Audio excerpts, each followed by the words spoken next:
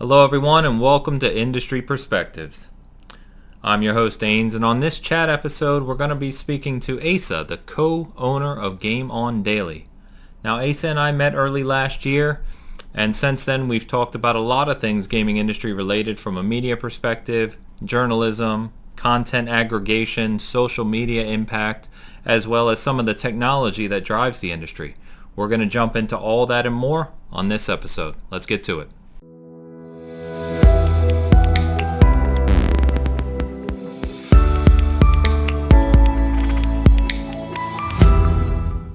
All right, welcome back to Industry Perspectives Chat. This week, I have the pleasure of speaking to Asa from Gameon Daily. How are you, sir? I am fantastic. I'm really happy to be there. I caught the show that you did with Lord Cognito last week. It was a good chat. I'm not as charismatic as him, but hopefully get some people stuff to listen to. That's all right. Not many people are, Cog's a good guy. But I do like that, I was just telling my friends that I have one bright red shirt in my entire wardrobe, and we happen to somehow match up on that. So it's going to be the Red Shirt podcast this week, I think. It's brighter. But anyway, yeah, man, thanks for coming on. So, I think what I'm looking to do here is have kind of more meaningful one-on-one conversations. And why I invited you on is because I think, there's multiple reasons, of course, but I think one of them is you're technically savvy and kind of your knowledge about how things work and function and some of the work you're doing for Game On, which we'll obviously get to pretty extensively. But just before we get to Game On and the kind of the founding of that and everything you guys are working on, your background in gaming, I know we talked a little bit about when you were on Big Cast and how you got into it, but before Game On, did you ever get into gaming journalism, media, creating any sorts of content, anything like that previously? Oh, interesting one. So Game On Daily, before it was what it is now, was a website that had original content. Not necessarily at a fantastic standard, but yeah, that's kind of part of our origin story. So yes, in terms of game reviews and some light journalism for Game On Daily, yeah. So Game On, I guess Game On Daily then has been around longer than most realize, including myself. So when did you start that originally then, or was it you and Gaz from the start the whole time? No, that's an interesting one. So should we delve into kind of how Game On Daily anything you want to talk about, man? Go for it. Spiral off into it if we do that. So, so long time ago, I actually used N4G a little bit. Oh, yeah, I do too. We can talk about that. That's fine. No, we don't. We don't need to waste any time on N4G. Well, that's kind of where I met Gaz, funnily enough. Well, that's good. Me too. So, yeah, there you go. So he must have loved it there. But yeah, I was relatively eloquent on there, and Gaz was the one that owned the Game On Daily name and ran the website. And he approached me on there and asked if I'd be interested in reviewing Drive Club for his website, because it was quite a hot topic at the time, and I was fairly eloquent in the discussions, I guess. So I was like, oh, that's interesting. I've always wanted to do something like that. So I responded with a review that was like 3 pages long, and he was like, oh yeah. And that kind of kicked off from there. So that was however many years ago Drive Club came out. Yeah. And that was just a side project. It was a bit of fun, and we ran it for a while. Well, he ran it, I just contributed some content. Sure. And then, yeah, after a certain number of years, we both, particularly me, had gone well off of using N4G at all. But Gaz slid into my WhatsApp direct messages, like, oh, I'm thinking about taking Game On Daily to be like something similar to N4G. Would you be interested in like being involved with that? And my response was kind of like I did with the Drive Club thing, where I did like a 3-page response, like, here it is, this is what I want. I said, yes and no. I don't want to do exactly what they're doing. Yeah. But I want to do this, and this. And it's gone from there. And the ideas since then have mutated quite a lot. Certain things that were planned that aren't in there, certain things we've still got planned that aren't there yet. Of course. But yeah, it's just blowing up from there. That's awesome. So I remember when Gaz first reached out to me, it was funny. It was on N4 as well. And I think I was putting up some content from Season Gaming, of course. And he had just reached out to me and said, we're kind of kicking off this new aggregate site, is what I've referred to it as, is Gameon Daily. Would you be interested? So I was there at the beta and I said, yeah, for God's sakes, we need something different from N4, because, I could rant for this whole episode about how badly that site is run. But no, that's fantastic. So when would you say then, when did it kind of become the fully featured site it is today? Was that what, 2019-ish? No, because I know you guys obviously keep doing good things. We'll get right? there. So it's funny when you say fully featured, it is so bare compared to what we have planned for it. Sure. It's been running kind of like it is now we were aiming to get a kind of public open beta version of it before Spider-Man launched for the PlayStation 4. So that was 2018 sometime. Yeah. We missed that target by quite a long way in terms of getting it developed and up and running. So I can't remember what month in 2019 it is that it actually launched and became publicly available in a similar state to what it is now. Okay. Did you receive a lot of hate like CD Projekt Red for that? Luckily, we didn't announce it. We didn't overpromise. We didn't tell anybody what we were doing. So it's all good. Fair enough. So one of the things then, I wrote, so Season Gaming, I founded in late 2015, but really didn't get into it into 2016, and then more seriously in 2017. So even though it's technically been around 5 years, it hasn't really been 5 years. But I would say that you've kind of been at this long enough now to where you've experienced a lot of the same things, I have, and Cog and I talked about last week, which is the realities of running a site, fighting for clicks, what content works, what content doesn't. And there's a lot of challenges with that, of course, which, we'll touch on some other topics about here shortly too. But, what are your thoughts on, now that you have experience with being a media site, an official site as part of the gaming industry, and, everything that comes with that, what are your experiences like with it? Has it surprised you? Is it disappointing in ways? Is it more positive? What do you think? It's harder than I expected. Yeah. I would say that to get any kind of traction at all is really difficult. So yes.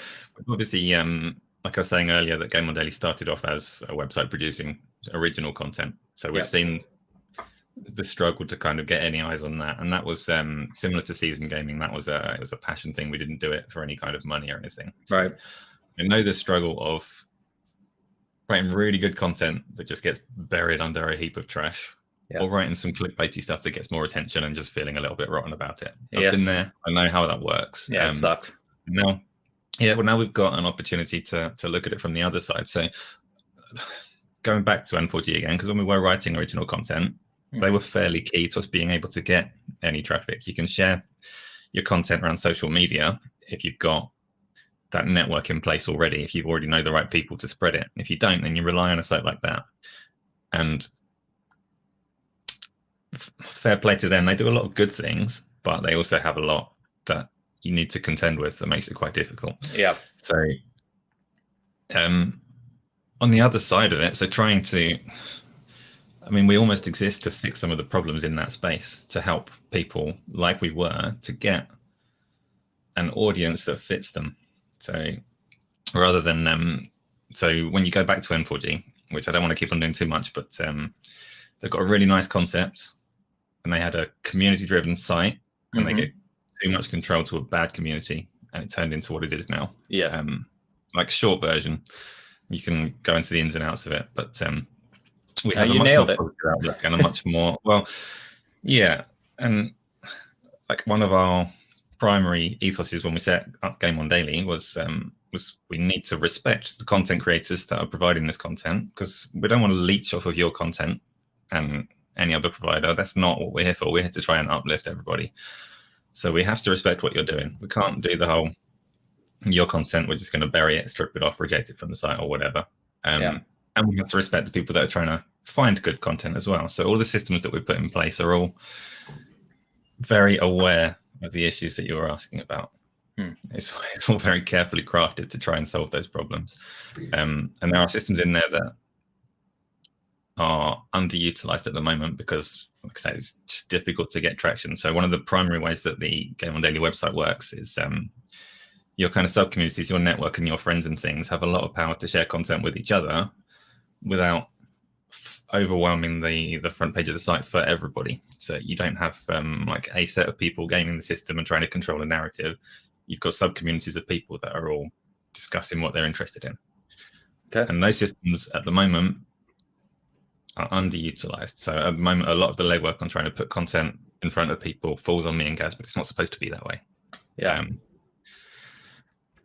That goes back to it being harder than you know what I mean? That it's a challenge, I can imagine. Traction is difficult. So it's another really interesting thing. So right from the off, Gaz always saw us doing YouTube content. Okay. And I never did. I was the opposite. And we used to disagree on that, not fiercely in any kind of aggressive way, but we just disagree. He'd say, oh, we're going to do this great YouTube content, have this channel, it's going to be popular, it's going to be funny, everyone's going to love us. And I'm quite introvert. That sounds like Gaz.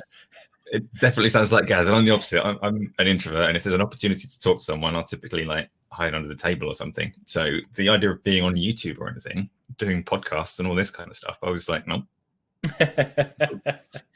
And I was so wrong. And that's not the only area where we're both learning so much just from going through this about Twitter as well, about the podcasting scene and everything. So things have unfolded differently to what we expected, but all enjoyable.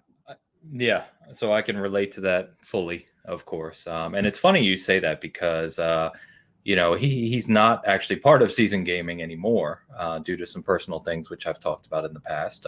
But Bert, who I used to run Season Gaming with, you know, through 2018 and part of 2019, he was the same way. He was much more focused on kind of channel video content and kind of pushing that angle. Whereas I was always much more focused on being a legitimate site and having content on the site. And that it could include videos, but it wasn't the core focus, right? It's still not.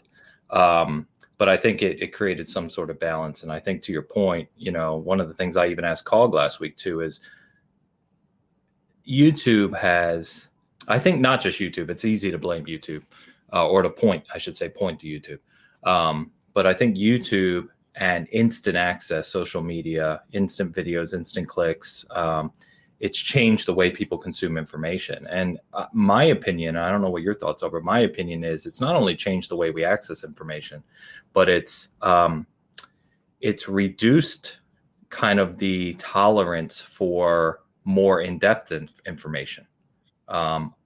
There's very few sites / channels that I feel do what I would consider kind of a journalistic or deep dive into topics. Few and far between. And I think people want that kind of 1 or 2 minute, even less than that sometimes, quick hit of something, and they're kind of done with it. And I think that's counterproductive in a lot of ways. I don't know what your thoughts are on that. You're absolutely right, but at the same time, there is still an audience looking for that more in-depth content. Yes. So you're right. I just think it's harder to reach. Exactly, which is where the sub-communities and the specific interests come in again, which is why we want to be able to make these things more visible to the people that are looking for it. YouTube and just generally the way that people consume news and whether they even want to be reading rather than listening and watching. Yes. It's all changing over time and it's all difficult to keep on top of, but these things do all still exist in some kind of balance to try and cater to. So I don't know, it's yeah, you're right. I may have to clip that, you realize. That's funny. But no, I can understand the challenges to the degree that I can, because I don't know all the ins and outs of how Gameon is built, right? And it's more intricate with more underlying systems than a site like mine is. But I do like what you guys are going for, because it actually ties into what I just said, is people want to consume content in the way they want to consume it, which sounds redundant, but it's the truth. Even in application development, you talk about people want to conduct business with companies the way they want to. They don't care how you want them to do it, right? And so you've got to meet them. It's the same with anything nowadays. It's just the nature of the industries, particularly the gaming industry and media. So I do really like what you guys have achieved already, but obviously are, building towards even more. Because I think it's important, to your point. You nailed N4 earlier. I think it started out with good intentions and has done some good things. But what it's turned into is not a positive thing. And there's, there's plenty of stories I could tell. Keyword positive. That's a word that I come back to so often. Right? Yeah. And I want to talk to you more about that too. In a number of aspects. In fact, we can just go to it now, but I think N4 is probably, we got to stop talking about them. Probably, it's probably even a good example of negativity kind of taking over, or I should say more slanted kind of a mindset or opinions taking over.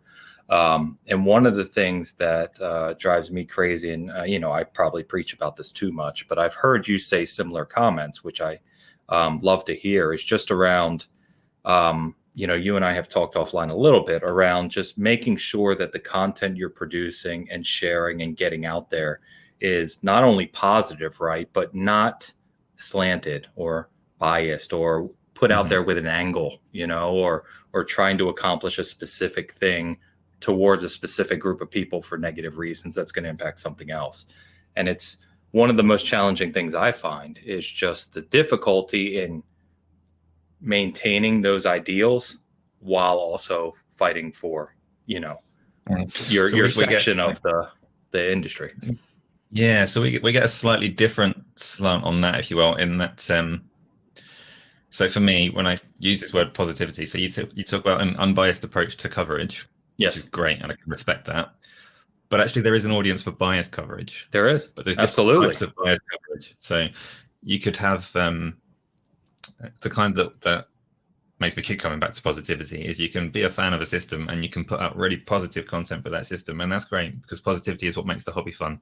Yes. Or you can attack things that you don't like, and misery loves company, and it can do well for itself. But it's a strange thing because for a long time I've looked at like the consumption and need to keep consuming news about gaming is almost a separate hobby to gaming. Yes. You can sit down and enjoy a game, but if you're the kind of person that craves gaming news, that's almost a side hobby. And that hobby can be very good or very bad, depending on the kind of energy that people put into it. So, yeah, that's very true. I think, I'll give a shout out to one of our friends of the show, Luke, who runs the Xbox Expansion podcast, which is, it's Xbox centric, right? But he's one of the most positive, kind of more intelligent speakers about the platform that you'll find. And I love that sort of content, but I think there's, in my opinion is there's also a lot of people that try to walk that line where they, it's a persona of positivity is what I'll call it, when it's not really, and they've made their name and they've made their site or channel or whatever it is from kind of poking the bear, if you will. Yeah, which is kind of there exhausting. Yeah, but say misery loves company, so those things do well. People like to get riled up. Yeah, it's not a mindset that I can fall into myself, even if I try really. But I've seen so much of it that it's part of it. Yes, yeah. I think one of the things that jumped out to me, and you may find this kind of funny actually, but you were having one of your Gameon Daily shows several weeks ago now. I think it was actually before the holidays, and I was in the chat and chatting with you guys and some of the other people, and you got one of the guys in there who was just full bore Xbox, and something he started saying negative something, and I saw you respond to him, and you basically said, "This is not an Xbox podcast." And it just kind of jumped out to me because I think that's the point. I think it's tough to kind of garner a community that understands, look, if you want to get into the silly games, with all this other stuff, that's not what we're about. So it was, I should say it was refreshing for me to see you kind of jump in during your show and just be like, look, if, you're essentially saying in so many words, this isn't what this is. It's not. And it's an interesting one though. You can tell me what you find on this one. So from our perspective, we do, I can understand why people would think we're an Xbox centric channel because the community that follows us we found it far easier to find an Xbox community than a PlayStation community in a way that makes no sense, because PlayStation's obviously outsold the Xbox. Much It's a bigger community. Yes. Following, but we just don't find them as easily. Do you find similar? Or so yes, I do. It may be a little weird though, because when I say a little weird, it's probably not a good way, but it may be slightly different for me, because I kind of became known as someone who was writing about Xbox. So when I first got into the social media space, when I had like 20 followers on Twitter, back in 2016, 17, I wrote a few of my in-depth pieces that I do once in a while. And a couple of those on Xbox kind of blew up, if you will. And it kind of made a name for me in the Xbox community about speaking about Xbox. And so, I've had the pleasure of meeting a bunch of the Xbox team, and I've hung out with all the guys who are known for Xbox content and stuff like that. So, and don't get me wrong, I love Xbox as a brand. It means an awful lot to me, but it also doesn't mean that I'm an Xbox guy only. Do you know what I mean? I'm a gamer at the end of the day. I've owned and played everything, and I always will. But it is, to your point, I have found the same even outside of that.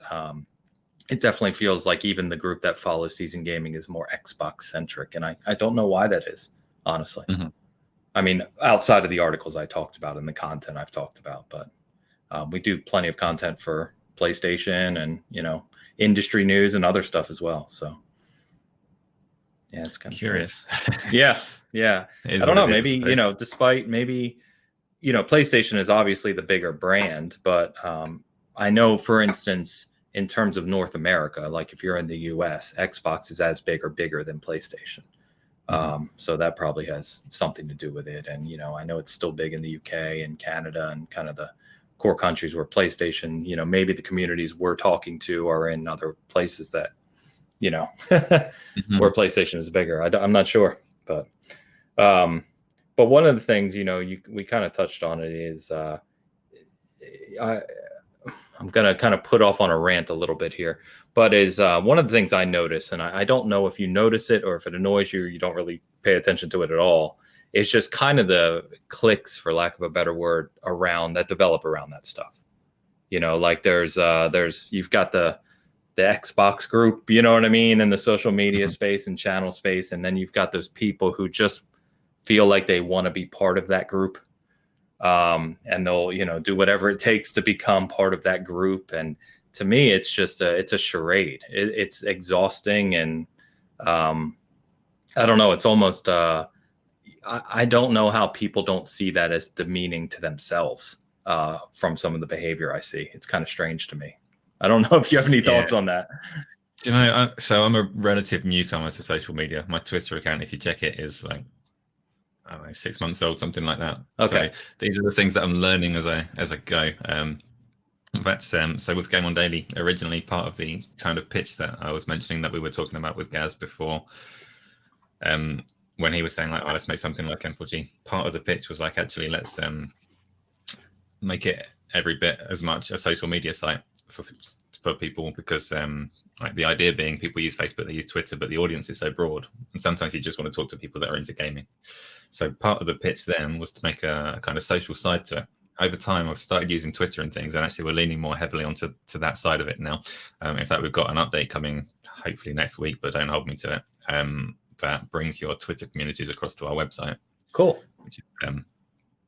Which is hopefully going to kickstart the sharing and the sub communities that I was talking about earlier. And that's coming very soon. Talk about that more in a minute, but I've derailed myself. So I mean, the big kind of community that I see more of is undoubtedly the Xbox community, headed up by the likes of Colt Eastwood and Dealer. And those two in particular, really good guys. Okay, I've got a lot of time for them because they've got a lot of time for other people. So they're obviously very, very slanted towards Xbox, and I quite often see their content and think, reaching a bit there. Yeah, they're great guys, and they're like Dealer spent an hour the other day talking to Gaz to try and help him with his microphone settings. Okay, if people have got time for other people and they're positive like that, great, love that. But there are definitely other people, and I won't go into names for people that I'm not so impressed with, that just try and latch on and start start noise to, it's chasing clout, they call it on Twitter. Yes, exactly. I'm new to Twitter, but yeah, clout chasing is just not for me. Exhausting. Yeah. But anyway, let's get back to positivity. So, tech analysis. I wanted to talk to you a little bit about that because, it's something that has become another one of those kind of larger aspects of what people look for now in kind of gaming media, gaming industry. Goes without saying that Digital Foundry's made a name for themselves, as part of Eurogamer for that. And I would say they're probably far and away the leader in that space right now. But I know that, you've put a lot of work into kind of getting that going for Game On as well. And, the video you did on Gears 5 was excellent, and I recommended it to everyone. Is that something that, is a big focus for you going forward, and kind of what makes you drive into that space? Good questions. So yeah, first of all, shout out to Digital Foundry. They're fantastic. NX Gamer is another good one. Smaller channel, but doing great stuff in that space. And you got BG Tech and people like that. That's a very small list of people covering that kind of content. Yeah. So one of the things that we do as Gameon Daily is obviously we're trying to uplift other content creators, not stomp into the same spaces so much. So we're not going to review games and things because we don't want to come across as like this is our opinion. You can read these other ones if you want. No, we want to support the people that are kind of creating that content. Tech analysis, there's loads of space to explore that. It's a personal interest of mine. And you'll see from the content that I've done so far, it's very little like pitting the consoles against each other. It's looking at things that I find cool. So Gears Hypebusters, there's no comparisons in there really, apart from between the Xbox versions. It's just looking at the technology. There's one on Spider-Man as well. It's just looking at what it does well, because that stuff fascinates me and makes it quite easy to do video content when you actually like it yourself. Definitely has a plan to do lots more of it going forwards. They're quite time consuming. They're quite edit heavy. And the biggest hurdle we've got at the moment is because we just don't have great connections in the industry yet, partly because we can't see anybody since pretty much our inception because COVID's just shut down every event going. And we don't have great connections. So for me to start doing tech analysis videos on like new games, it's going to cost a couple of £100 a pop, and they don't have the viewership to cover anything near that. Sure. So it's actually literally just difficult logistically to get the content to cover. But I enjoy those videos and do plan to do lots more of them. Yeah. So as the as the audience is there or allows, I guess is what you're saying. Yeah, it's not even. I mean, there is an audience for it. So I did for a long time. I was doing a weekly news roundup. Yeah. That went on for half a year. But me not understanding YouTube at all, I don't know why that doesn't get any traction. I thought they were reasonably good. I don't see myself as a YouTuber or a content creator. Like I said at the start, that was never a thing that I anticipated doing. Yeah. But they were fairly timely and consistent and improving over time. But the numbers weren't reflecting that at all. And that is difficult because I want to be able to do that series, but numbers wise just isn't worth the time. So hopefully when the channel grows, I'll be able to get back into that. The tech analysis videos do get reasonable numbers by comparison. So if I'm looking at how I allocate my time in terms of content creation, tech analysis is worth the time. I spend too long on them because I'm fussy, but if I didn't spend so long on them, they'd be worth the time. At least in terms of getting an audience. I just enjoy it, so I want to do them. That's what I was going to ask you next, because that's kind of what you were alluding to, right? And that's I think that's a struggle for anyone who runs or creates content in this form of any type is, and it harkens back to what we were already talking about, is there's things you truly enjoy that you'll do, even if they don't necessarily resonate to the same level as other things. But I don't know about you, but in the back of your mind, it's always kind of sitting there. Like if I spend 4 hours creating this video, I could have spent 2 hours creating this instead and gotten 10 times the hits. And I that is always a struggle for me. I'm sure it's a struggle for other people as well. Certainly it is, especially like in our case, YouTube is, much as it's becoming more prominent, it is still not our primary focus. So it is something that in theory we can say, actually, I want to do things that I enjoy for that, because our primary focus is obviously this website and all the things that we want to do over there. So I don't know. Yeah, it's just a struggle, I guess, is what Tell our me though, conclusion what do is. you want to see? What do you want to see from tech analysis? So I've got all this fancy equipment. I can record these things. I can analyze them. I can do things. What would you like to see? It's a good question. Never really thought about it. I got to be honest with you. When it comes to Digital Foundry, I might have kind of hit my breaking point in the way they do it. Not anything against what they do, because they do excellent work. But there comes a point to me where when you start getting down to a couple hundred pixels, and outside of that, games are identical, I just can't be bothered. Why am I watching a 20-minute video for you to tell me that there's a 200 pixel difference on a 75-inch OLED TV? I mean, come on. There's a couple of things about that. One of them is that pixel counting is awful boring. It's horrible. It's just, I don't know. Digital Foundry actually have a video out on how to do it, and that is how you do it. There's nothing changed. There's no software that will do it for you. You have to get a screenshot and find a straight edge and count the stair steps in a little space. It's not fun. Oh, I didn't realize it was like that. Wow. Yeah. That's why typically if you watch their videos, they'll say like the lowest resolution that we found. That's because they have to output a particular frame and count the resolution in that frame. So you can kind of identify when the scene's going to be busy. Then you have to hope that there's a straight line within that busy scene. It's not all explosions. Yeah. And then you can analyze the pixel count. And it's like you say, it's not even that. It's like a factor in the overall image quality, but it's the primary reason to count resolution is so that fanboys can fight each other. Yeah, exactly. There's so many more important things than resolution that go into the image in front of you. But you're absolutely right. But if you're fighting that battle to get people to like engage with the content, there's a massive audience that just want to know whose console is performing better. Exactly right. So it's that struggle you were talking about. Yeah. I mean, we just saw it yesterday with Hitman 3. You know, their latest video came out. It's native 4K on what, Series X, and it's like 1800p, which is 360 pixels. You know, well, it's more than 360 pixels, but you know what I mean. You know, it's if you're playing the two side by side, very few people are going to really notice the difference unless you're really looking for it. And it's just those kind of differences are just exhausting to me. And to your point about, you know, I look back at the Unreal Engine 5 demo, for instance, when they showed that running on PS5 with Epic Games, it was made a big deal of because it was 1440p is what it was running in. And it's like, yeah, but this statue right here is made up of 4 million polygons by itself. You know, and it's like there's so many other things that go into an image's quality than just resolution. And it goes back to what we say. There's an audience that just they'll click on a video just to hear that the PS5 version or the Xbox version has, you know, a slightly better resolution 10% of the time, and that'll be fuel for them. And in almost all cases, if someone like Digital Foundry were to do a video like that, and they were they don't do this, but if they were to completely make up the numbers, people would just run with it and have a field day that the numbers were what they were without actually seeing any difference at all. Yep. That's just the way that it is. Yeah, exactly. And I know you see on social media, you see the Digital Foundry guys don't particularly like that they're feeding into this narrative. Yes. It's what gets them their audience. Exactly right. That's what they need to do, so it's going to continue. Yeah, and it's still good analysis, right? It's still quality they do great work.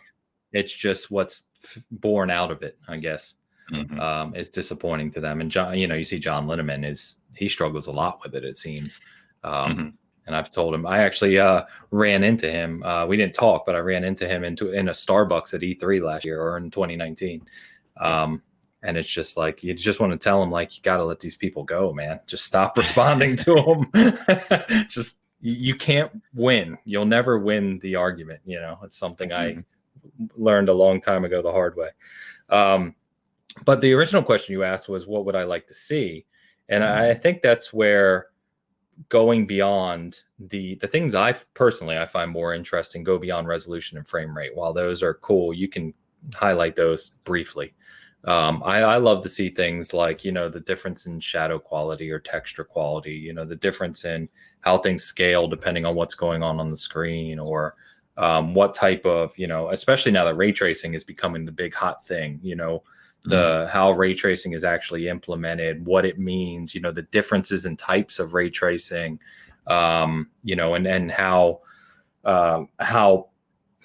badly they can impact performance depending on the levels that you've implemented. And, I find that kind of detail more fascinating than just your standard, here's your resolution, here's your frame rate, because it's just game graphics are to the point now where, if there's a huge gap in frame rate or resolution, that's notable, but there's going to be probably so many instances where the gap is so minor, like what we're seeing with Hitman, that it's like, there's got to be more important things to focus on.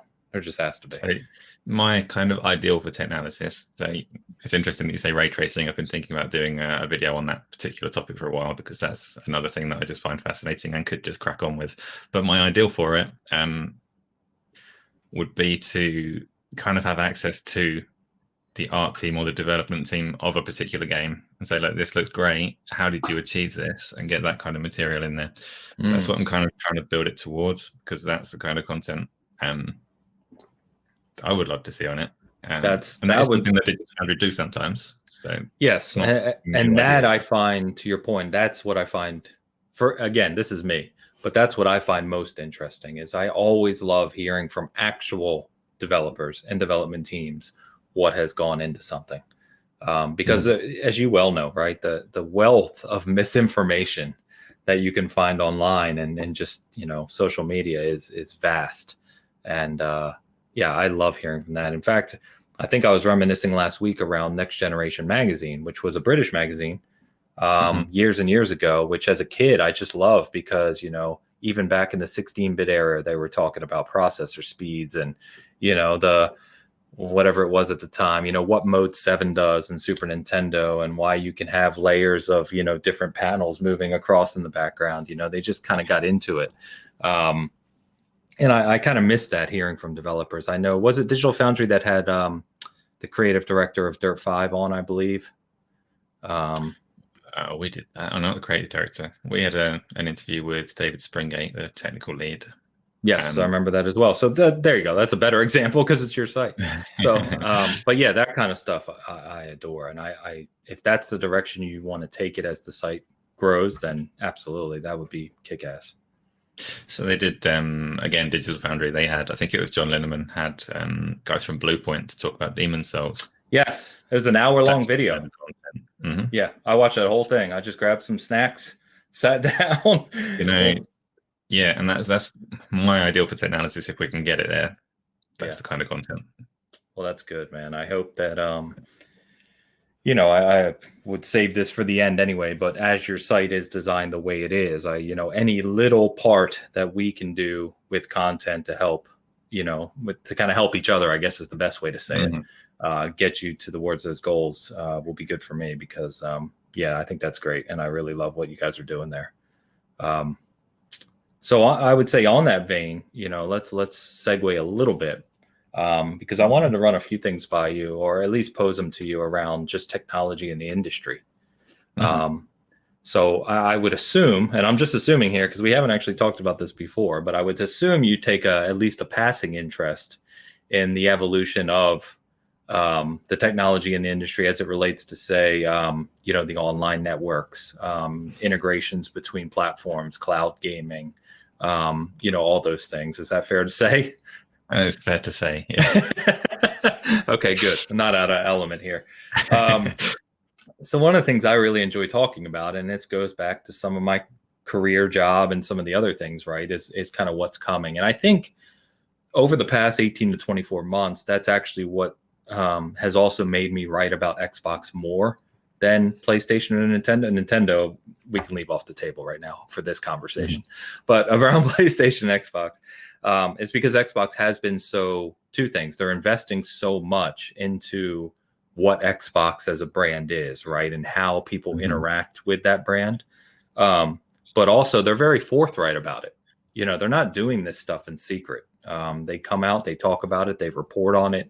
And that's globally as well, right? I mean, you look at like the SK Telecom deal they did in South Korea, to kind of partner Game Pass and xCloud with mobile phone providers. Of course I know they're dealing in Korea. Say it again. Of course I know of all their dealings in Korea. I'm on top of everything. But I mean, But I just find it really interesting, and I was presuming you do too, because, what are your thoughts on what we grew up with as the gaming console has not only changed drastically, but is going to rapidly change even greater, I would say, in the next 5 to 10 years. And, what are your thoughts on that space around the move to kind of gaming anywhere, cloud gaming, not needing local hardware, those types of things? It's interesting, isn't it? It's the most difficult things to predict there are timescales rather than direction. So we can all see the direction that it's going. And I personally, I'm probably always going to have some ridiculously nice hardware, buy a nice TV or a nice monitor. Me too. Giving me the absolute best fidelity, in the same way that I would watch an ultra high definition Blu-ray disc of a film that I like. Me too. But the vast majority of the population quite enjoy watching films on Netflix and things like that. Convenience trumps it for most people. So no matter how much people like me kick and scream about it, cloud gaming is going to be massive. It's going to be massive. And I don't know, a lot of people seem to underestimate just how fixated Microsoft are on this particular target, because whenever you talk market share or anything like that, they're always talking about growing rather than competing for growing the market, because there's so much potential. Yes. So much potential when you can just same for Google Stadia. When you get an Android phone and it says on the Google store that you can buy Cyberpunk or a game that actually works or whatever and just play it. Easy now. I saw your perfect score for the technical side of that game. I was a bit. Well, we won't get into that right now, but. But yeah, no, it's going to be massive, and all of these people, like, it's really hard to predict what Google are going to do, because Google have a habit of killing things, but they have so much potential with Stadia as well. So for all you can look at what they're doing with Stadia and complain about their pricing model and the accessibility of it, but Google have such powerful on-ramps to Stadia if they want to use them. Yes, that they're going to be massive in there, because Android phones could just have it included out the box. YouTube can just have a play now button on all your videos. They've got such powerful options to get people on that platform when it matures, if they don't kill it. Microsoft have got their own massive advantages because they've got a massive game library, which counts for so much as well. So content is king. Content is king, and they don't. So Amazon have Twitch as well. So Amazon Luna, it's new, but they've got that same on-ramp. They don't have the content yet, but they've got the potential to make it so easy to get into if they can sort out their pricing model and all the rest of it. Microsoft has so much right. That's kind of their only weakness, is unless people start using Bing, then it is the Xbox ecosystem. So I don't know if they might. I'm not even going to try and guess who's going to win that battle. There's room for all three. But I was going to say, technically, they're all going to win. They are, and it's just a question of when. Yes. When that becomes a thing. And I'm aware I've kind of like not mentioned PlayStation. Now, PlayStation obviously have their eye on that price as well. They seem more focused on the near term with their console hardware, but I wouldn't dismiss what they're doing. It's strange how little they're doing with PlayStation now, but in the background, who knows? And they're also less open about it, right? So one of the guys that writes for Season Gaming is an engineer and dives in. He does a lot of our kind of deep tech stuff. He did a good article on Series X and PS5 and why you should not ignore teraflops, but they're not the be all end all, measurement of performance. And, anyway, I talk to him frequently about this kind of stuff just because we're geeks like that. And, he's in kind of server architecture and understanding hardware. And he dives into some of the PlayStation stuff, and it feels like they are making moves, but this is not a race where you can kind of take your time, in my opinion. And they're already starting. I mean, I've said it many times, but when you look at the global cloud infrastructure, you're dealing with Microsoft, Google, and Amazon. In fact, Google is third by a decent margin. It's really Amazon and Microsoft with Azure and AWS. And so, PlayStation's gonna, as we saw last year when Yoshida signed that agreement with Microsoft, I think they are starting to realize they've got to head that way. They're just moving about it at a slower pace, to your point. I think they're trying to have their cake and eat it too. They're trying to move that way while capitalize on their existing success and console user base and brand. So it's very interesting. But it's funny you mentioned around Google, because I think a lot of Google's power in this space is lost on people. Now, I've taken shots at Stadia, jokingly plenty of times. But you're exactly right in calling out that people forget that they have the capability to introduce Stadia to every single Android phone that's sold, to automatically connect it to your Google account and thus YouTube, which also is a content creation and streaming site now as well. Remember, it's not just, they have literally everything from an architectural standpoint at their fingertips. I think what I find most confusing about Stadia is how long's it been since they first announced? It's got to be 2 years, right? 2018? Something like that, yeah. Yeah, it's got to be. I mean, why has so little seemingly been done with it? See, this is where I maybe disagree with you in the urgency of these things. So you were saying that you can't afford to take their time. From a PlayStation standpoint is what I was saying. Yeah. But cloud delivery in general does seem to be just waiting for this tipping point where connections are just there. Yeah. At the moment, it's still they don't want to push a service before it's ready. And the service itself is coming along well. But imagine a scenario where you pop onto YouTube and you see your favorite streamer on Fortnite. This isn't me, I don't like Fortnite, but you see your favorite streamer on Fortnite. They finish their game and they're like, right, who wants to play? And everybody watching them goes, play. And that's it. They're playing Fortnite with their favorite streamer. Yes. Stadia can do that when they want it to. But I think that's kind of my point. And I think you're right. I think saying that the market's not fully ready. It's not there yet, right? Yeah. But I think, to your point, that's what I was alluding to, is that capability for Google to do what you just said exists today. And while the market may be small, they could be the first to the market offering such things. But we just haven't seen that from them, which I just find strange. That's where the only kind of element of doubt comes in, and we can talk about VR in a minute if I want. I do want. Please do. I that's actually an area where I'm not well versed, so I'll let you speak to it. But we'll get into it. Yeah, we'll come back to that in a minute. That's quite separate from cloud. Oh no! The point is gone. It's just straight out my ear. Happens to us. Google Stadia, the ability to do the live interaction today. Fortnite. Yeah, and generally, I mean, most people's fear with Stadia in general is that you have to pay for most of the good games on it. So they do have their premium service, and you get a few games free.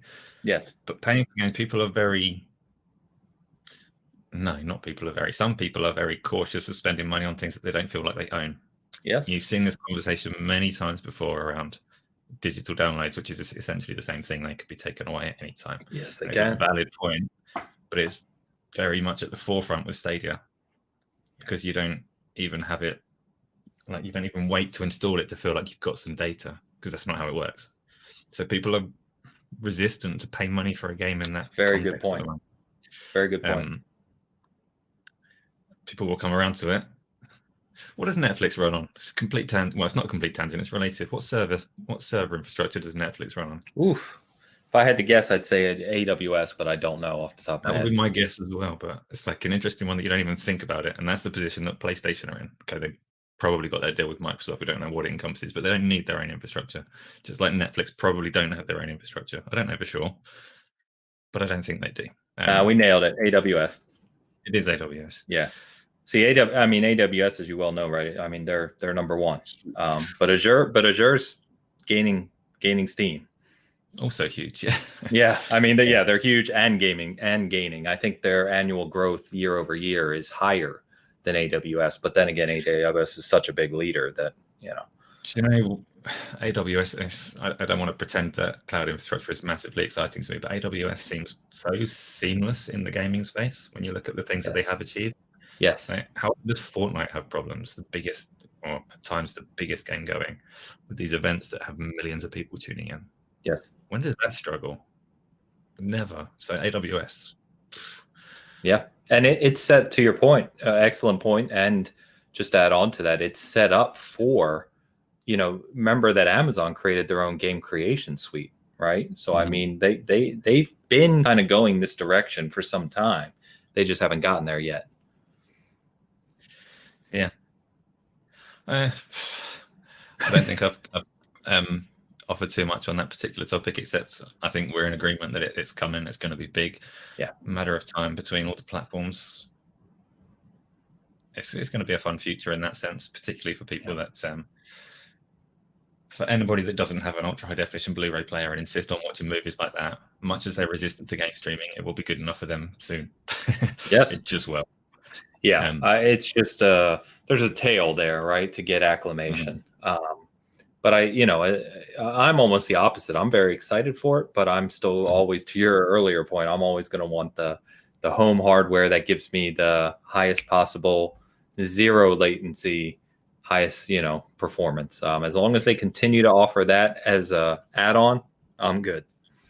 Yeah, and there will always be an audience of people like us as well. So yeah, we'll keep telling ourselves that. Yeah. I think you're right, though. Yeah, I think there will be. But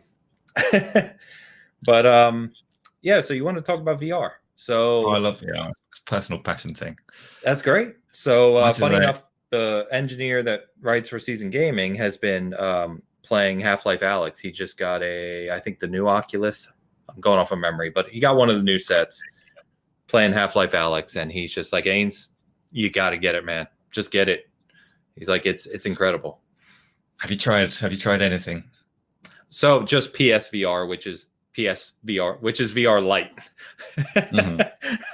So no, I have not tried any of the new high-end, the proper, what I would call the proper sets for PC. Not yet. I've tried them in a store, but I don't own any of them. I'm not going to sit here and pretend that it's simple. Like, they are a pain in the ass in terms of technical difficulty and things like that to use the good ones to set up and all the rest of it. You will encounter problems. You will need to delve, but it is gaming on another level. It's phenomenal. And I think actually my honest recommendation to people that haven't tried it or attempted but don't want that hassle would be to wait for the next PSVR. So the previous one, the PlayStation VR 1, I actually think is quite an off-putting experience as a virtual reality device. You've obviously got the hassle of the wires, but you've also got this need to stay facing in a single direction. Yes. Which makes most games nauseating to me. I love VR, but I can't use PSVR. It will make me sick. PSVR 2, I think, is going to be a phenomenal device when it happens. So yeah, hopefully things will kick on from there and it'll become a bit more palatable for more people. Yeah, a bit more mainstream. You're still going to need to disappear from the world, and that's still going to be possibly a step too far for some people, but it's so worth it to me. Yeah, I think VR is a really interesting one. I agree with you. I think PSVR 2, what I really hope for it is that they go, I won't say high end because it's a console, it's going to have to be mainstream, etc. Right? But I hope they err on the side of high end versus budget. And I'm hoping they do that. I mean, we kind of saw that with the consoles themselves. They're a little more kind of forward thinking and expensive in terms of build than when Xbox One and PlayStation 4 launched. So we'll see. That's it. Yeah, we can talk about some of that in a minute. Yeah. Actually, I have some fairly specific expectations for the PSVR 2, but go for it. Okay. I'm very reticent to put any kind of predictions on the internet. We can strike it from the record. No worries. Yeah, no, I think I'm hoping that it's announced this year. Okay. I think they've done a lot of the work for it already. I think it's a wireless device. Yes. I think the controllers and all the technology that's in the DualSense controller is taken from their research into haptics for VR. So the controllers are going to have adaptive triggers for your fingers, and they're going to have the haptic feedback. I think screen-wise, it's probably not going to match the highest-end headsets that are on the market right now. Right.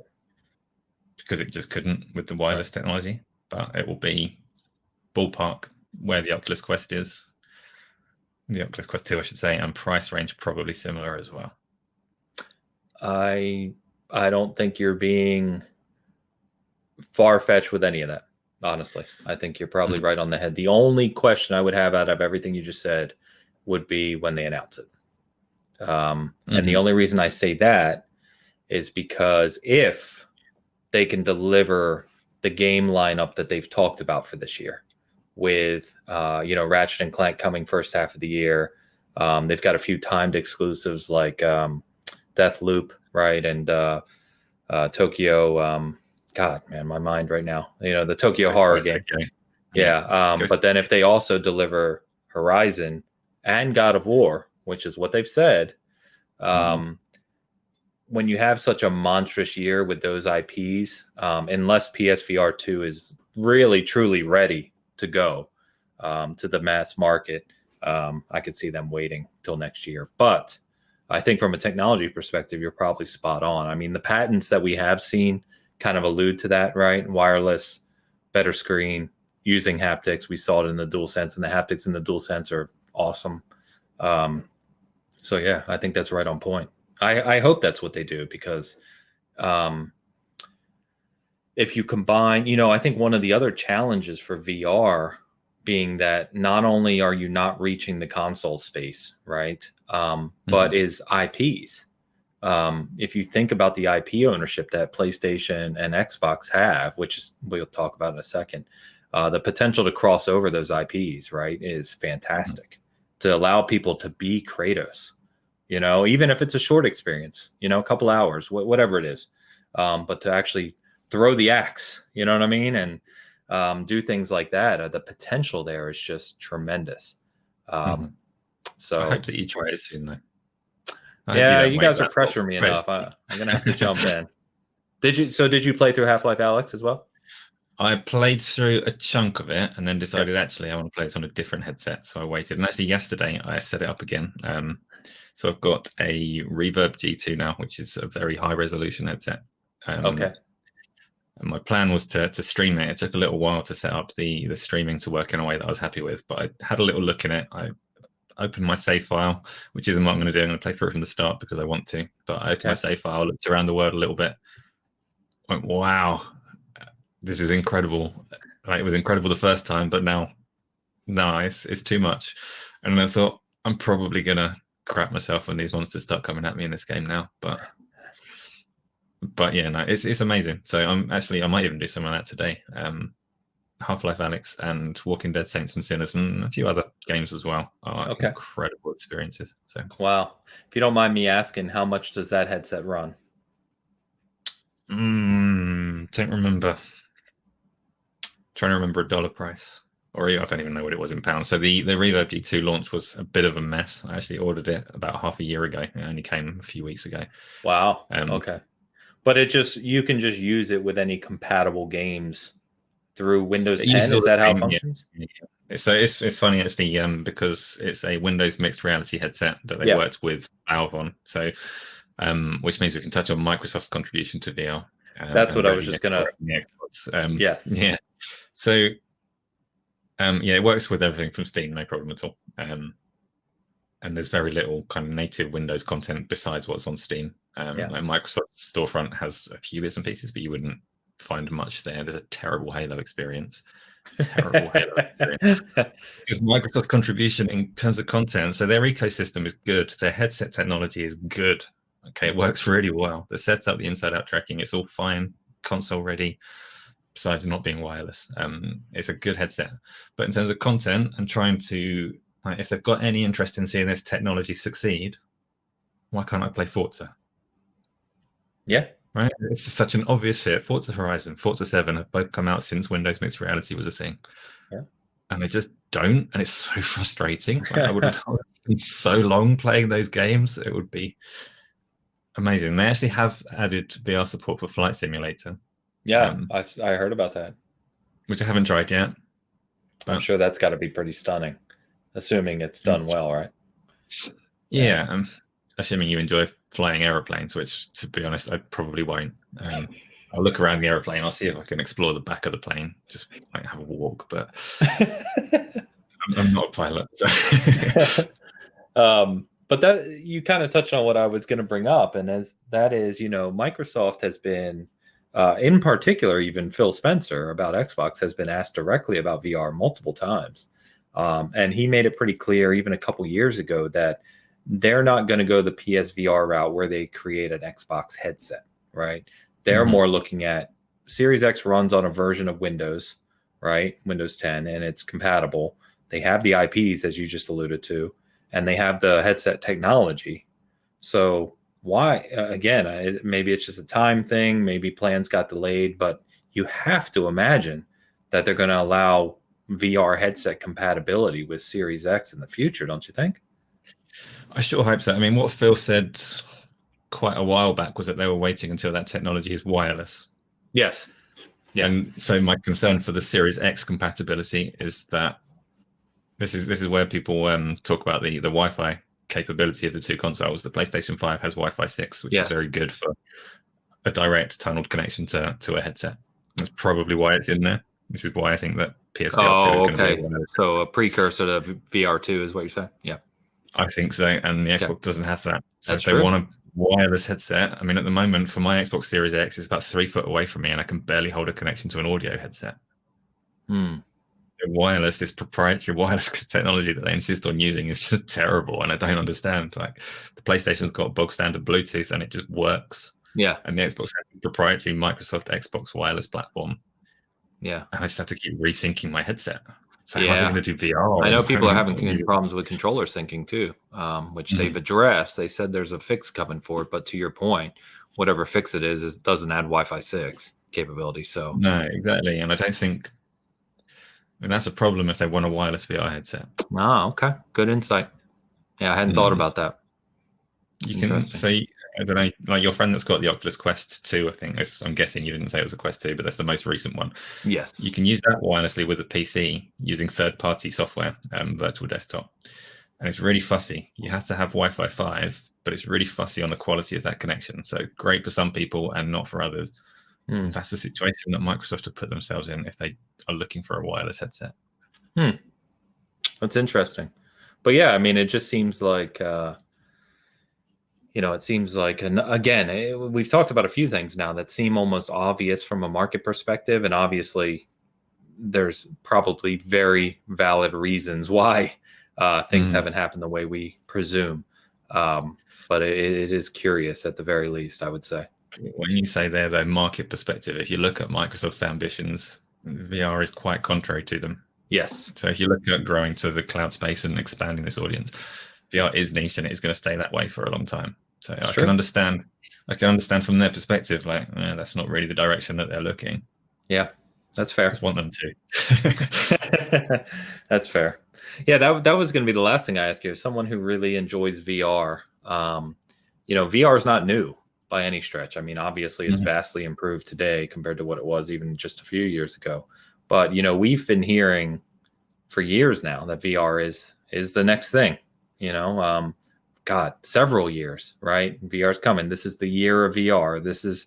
It just needs a blockbuster IP, right? A blockbuster title to bring people to VR. And, I think we maybe minorly saw that with Half-Life Alyx, but certainly not to the degree that I think people have been preaching for years now. And I don't know what it is that gets the market there. Is it ease of setup, you think? Ease of use, cost of entry, all of those things? Yeah, it's a difficult one, and I don't know that it's going to succeed for a long, long time. I don't know. When you talk about ease of use, so for me, and for a lot of people that are talking about things like Xbox Quick Resume, right? It makes a massive difference to be able to just flip between games and things. Yeah, love it. Getting up and changing a disc. If I have games on a disc now, I'm unlikely to play one of them. One of them will stay in there. Don't say that, man. I'm the disc defender. Come on.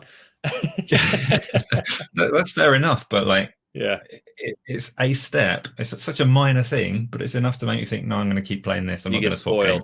Yeah, you do get spoiled. Yeah, and VR is that level of hassle. It's like it's obviously more than just changing a disc. You have to put a headset on your head. Yeah, you have to find space in your room. Yep, you have to have a headset on your head. I don't know that that's a challenge that they're going to be able to overcome for people, no matter how good it is, and it's already incredible. Yeah. Okay. So it's the market also seems to be drying rather than growing in terms of content. People seem to be moving, like developers, like not too long ago you had Bethesda did Fallout 4 and Skyrim and Doom. They put them all into VR. Yeah. There's not been anything as big as that, apart from Half-Life and things. There's not been any big studios really trying. Some signs that EA are trying, Star Wars Squadron. So there's like some glimmers of hope, but generally it feels like content is going down rather than up. That's a concern for the technology from my perspective. You're getting less hardware than you did. Facebook are kind of standing behind it still more so than most. Yeah. I don't know. I get a kind of sense that it needs Sony to come in and support it properly for it to keep pushing forwards, because other people are still very tentative with it. Plus side is, if they stop now and say that's it, we're not doing VR games anymore, it's not worth it, it doesn't make money. Plus side is that the games that are there will probably last me a lifetime. So I can just drive around a track, maybe learn to fly an airplane, run around Skyrim, play Half-Life. The content, I wouldn't give up on it. If VR was dead, I would keep that. I'd be happy. I'd play it forever. But I want it to do well, and I want new experiences as well. So yeah, no, I think that's fair. It's so hard to see, because I'm not unrealistic in that I know there are challenges for it. Yeah. And I understand, and I can see why it's not successful, and I can't go and tell people like, you're doing it wrong. This time next year, you're definitely going to be playing VR and you're going to realize how silly you were. That's not how it is.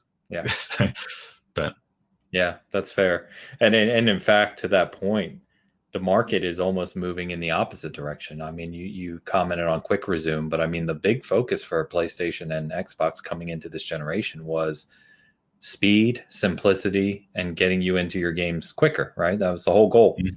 And we've seen that with the drives and the focus on load times, and the quick resume, I think, is probably the biggest thing.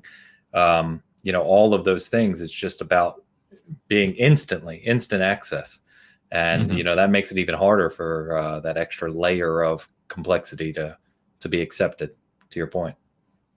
Yeah, but will it be enough? So if PSVR 2 comes out and is wireless, and all you need to do to get in a game is go shunk, choose game.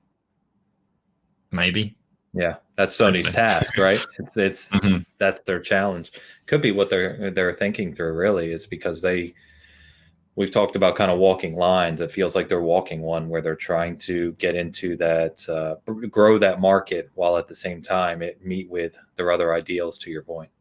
It's a weird place to be in. So I do find it funny, now that we're on this topic about augmented reality too. We started to see, the very first HoloLens demonstration, was incredibly impressive. And then it became, it's kind of gone the way of more of a commercial kind of industry product than a gaming product. And I always found that industry, it feels like there's potential there, but I don't know if anyone knows how to tap it. Yeah, or if that technology is ready. So I've never tried a HoloLens device, or any of the equivalent ones. There's a couple around. I know there was a lot of feedback that it was quite a narrow space that you could actually project the holograms into, and I don't know if anybody has ever attempted to kind of translate hologram specification into like screen resolutions that we're used to. I don't know how good they are. Nobody's given an estimate of like what kind of quality you'd actually be looking at there. But it's one of those things where one day you'd hope the two converge. So VR and AR come together, and one headset just does AR, and it can present a whole world to you. But long way out. Technology needs to survive for that to happen. So yeah.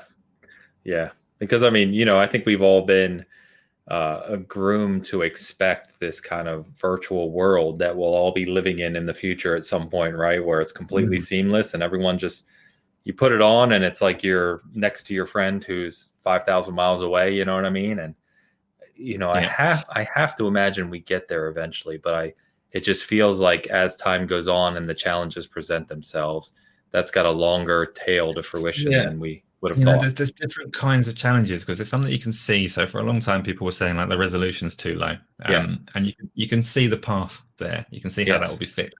Like, that's going to happen over time. And the other challenges, like how do you walk in virtual reality? And you can't see the answer nearly so clearly. Like, I don't know what the breakthrough is there, because at the moment you use an analog stick and then you throw up. That is not ideal. And the solutions that people have tried to make, like frictionless treadmills and things like that, are really difficult and impractical. And I don't know the answer there.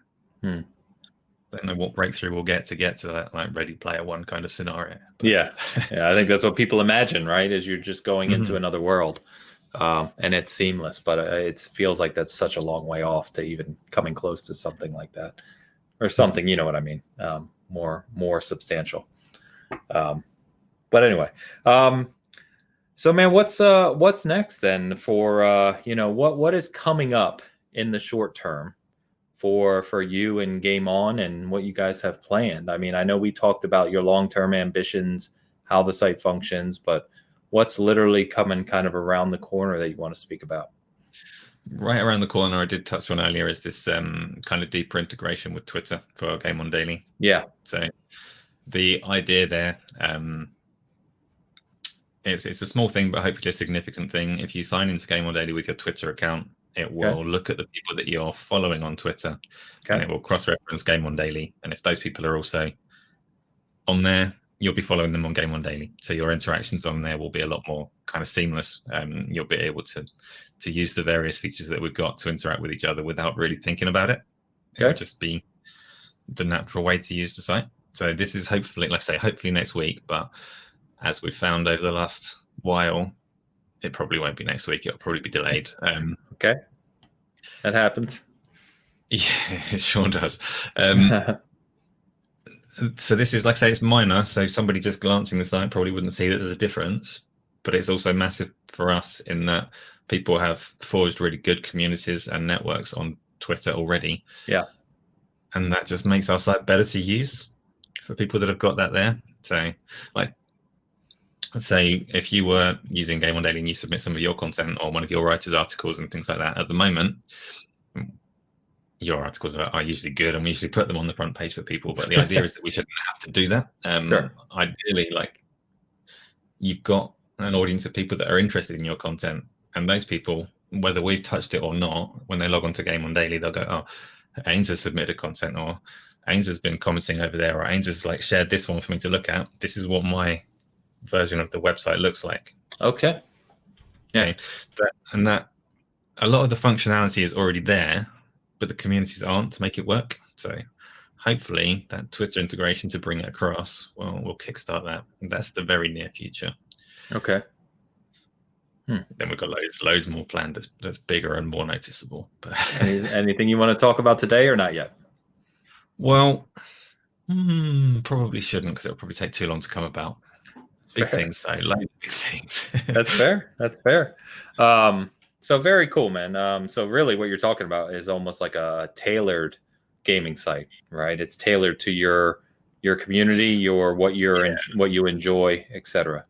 So much of the functionality is already there and operational right now. It's just a case of like hitting that critical mass, getting enough people on there that those functions actually work. Yeah. Functionally they work, but they need a certain number of people using them to really work. Sure. And that's what we're driving for at the moment. Yeah. I can only imagine the, I have a sense, but no one really knows unless you've done it, of the amount of work that's gone into what you guys are building. So I can imagine, and just applaud you guys for it, because I know some of the challenges that can relate to those types of things. I'm sure it's been challenging at times. Yeah, it has. But also really happy with it. Like, it's come together so well. Cool. Short of getting more people interacting. So awesome. Like we said earlier, like a massive part of what we're doing with it, the site exists to uplift other people and help people find audiences. And this is the kind of stuff that we need to grow to be more effective in doing. So, yeah. That's why I'm on board with it, man. Like I said, because our site is almost a prime example of trying to be positive. But we've fought for clicks for years now. And we've done well. We've seen really good growth. Honestly, bigger growth than I would have anticipated, which has been fantastic. But I think anything that is out there to kind of help the vision of what you guys have and what it can do for the community at large, which I think is needed, is a very good thing. So it excites me, and that's why I love talking to you guys about it. So it's cool. Well, great, man. So it's been an honor, dude. It's been always fun talking with you. I love having conversations with people like yourself that like to dive into the details of certain aspects of tech and the industry and anything else. And that's what this series is all about. So I want to thank you for coming on, man. It's been fun. Do you know, I really appreciate the invitation. So it's not often that we actually talk about ourselves and what we're doing. So opportunity is great. It's been fun. That's what it's all about. So we got you out of your shell for a little bit, right? Gonna dive right back in there. Fair enough, man. Fair enough. Well, as always, anything you want to call out before I close? I don't know what I'm looking around for. No, I don't think so. All right, man. So thanks as always for tuning in. If you tuned into the premiere and chatted with others, greatly appreciate that. This, like I said in the last show, this will be an ongoing series, probably going to publish every 2 weeks or so, with just community creators and site leadership from around the industry. So stay tuned for our next show. And you can find this on our podcast services as well. So thanks as always. This is Ains for Gameon Daily and Season Gaming. We'll talk to you next time. Later. Thanks, everyone.